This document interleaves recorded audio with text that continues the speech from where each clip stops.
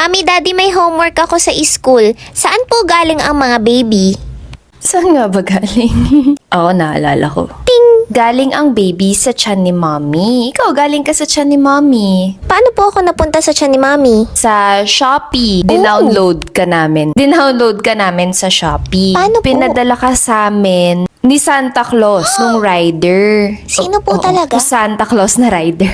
Pero paano nga po ako napunta sa tiyan ni Mami? Nilagay ka doon nung rider. Ano yun? Umayos ka nga na sagot mo. Sorry anak, hindi ka namin sinasadya. Wow! Hindi ko sinasadya. I mean, hindi ka lang namin in-expect. In-expect ka namin. In-expect. Paano po hindi ako Kami ang in-expect? hindi Buti nga kamukha kita eh. Ano po kinalaman nun? Galing yun. Anak, huwag ka nang pumasok ng school. Bakit po?